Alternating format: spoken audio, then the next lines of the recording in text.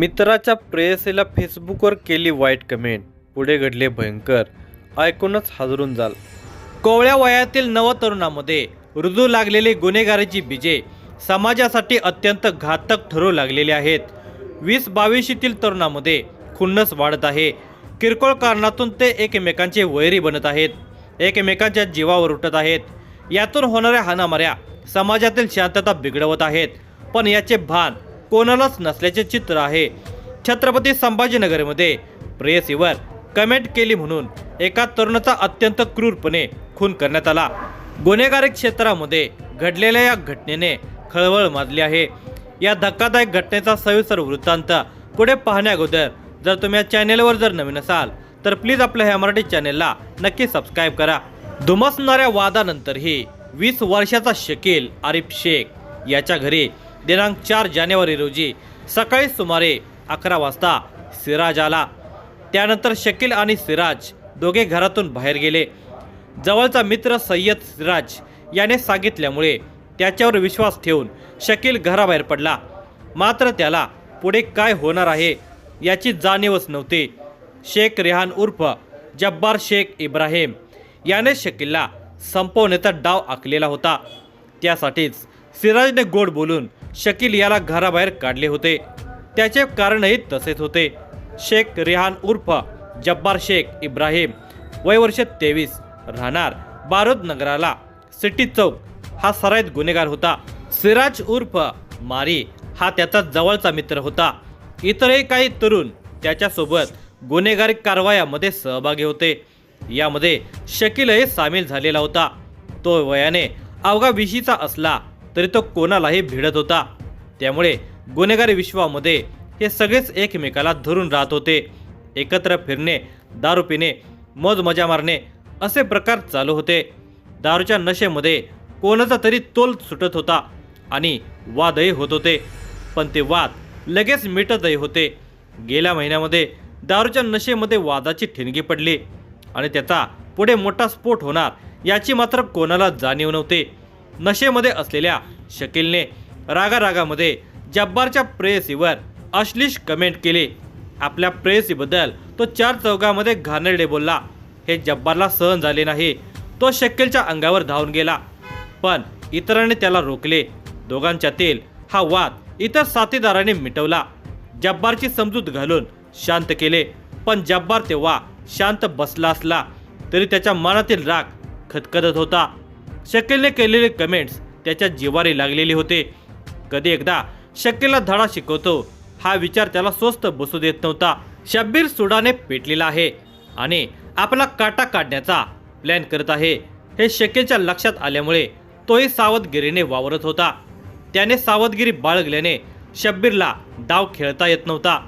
सगळ्या प्लॅनचा बट्ट्याबळ होत होता. शकील आपल्या जाळ्यामध्ये अडकत नसल्याचे जब्बारला उमगले होते. त्यामुळे त्याला ठार करण्यासाठी शब्बीरने वेगळाच प्लॅन आखला. शकीलचा जवळचा मित्र सिराज उर्फ मारी याला कटामध्ये सामील करून घेतले. सिराजने गोड बोलून शकीलला पार्टीसाठी म्हणून घेऊन जायचे. तिथे त्याला एकट्याला गाठून काटा काढायचा असा प्लॅन ठरला. त्यानुसार सिराज शकीलच्या घरी आला होता. झाले गेले विसरून जा, किती दिवस दोस्तीमध्ये वाद ठेवणार, चल पार्टी करू असे सांगून सिराज शकीलला घरातून घेऊन बाहेर पडला. नेहमीप्रमाणे मद्यपानाची व्यवस्थाही करण्यात आली होती. सगळे जमले आणि शकीलला कारमध्ये घेऊन ते बाहेर पडले. सगळे मिळून ते 8-10 जण होते. दारू पिल्याने सगळेच नशेमध्ये होते. गप्पा रंगलेल्या होत्या. शकीलला संपवण्याची ही संधी चालून आलेली होती. त्यातच पुन्हा एकदा शकीलने जब्बारच्या प्रेयसीवर अपशब्द वापरणारी कमेंट्स केली. तसा जब्बार भडकला आणि त्याने क्षणाचा विलंब न करता धारदार शस्त्राने शकीलवर हल्ला केला. तो एकापाठोपाठ एक वार शकीलवर करू लागलेला होता. अचानक झालेल्या या जीवघेण्या हल्ल्यामुळे शकील काहीसा गोंधळून गेला. बाजूलाच उभा असलेला सिराज हे सगळे पाहत होता. आपला विश्वासघात झाला आहे हे आता शकीलला पूर्णपणे कळून चुकलेले होते. मात्र क्रूर जब्बारच्या तावडीतून सुटण्याची संधी त्याला मिळत नव्हती. एकाकी पडलेला शकील सुटकेसाठी गयावया करू लागला. जमेल तसा प्रतिकार करू लागला. सुडाने पेटलेला जब्बार मात्र काही ऐकण्याच्या मनस्थितीमध्ये नव्हता. तेव्हा शकीलने धमकी दिली, मी यातून सुखरूप सुटलो तर तुम्हाला खानदानासकट संपवून टाकेन. त्याच्या या धमकीने सगळे संतापले आणि त्याच्यावर तुटून पडले. त्या टोळक्याने हाल करून शकीलचा खून केला. त्याचा मृतदेह रक्ताच्या थराळात तसाच सोडून ते निघून गेले. शकील रात्री उशिरापर्यंत घरी आला नसल्याने त्याचे कुटुंब चिंताग्रस्त झाले. दरम्यान त्यांनी त्याच्या जवळच्या मित्र परिवाराकडे शकीलबाबत चौकशी केली. मात्र प्रत्येकाने शकील आपल्यासोबत नसल्याचे सर्वांनी सांगितल्यामुळे कुटुंबाला जास्त चिंता वाटू लागली. तो कुठे गेला असावा या चिंतेने ते त्याचा शोध घेत होते. दरम्यान 5 जानेवारी रोजी मिटमिटा परिसरातील ऊर्जावन भागामध्ये रक्ताच्या थराळ्यामध्ये मृतदेह पडल्याची वार्ता वाऱ्यासारखी परिसरामध्ये पसरली. परिसरामध्ये एकच खळबळ उडाली. तिथे सकाळी काही नागरिकांना तरुणाचा मृतदेह दिसला.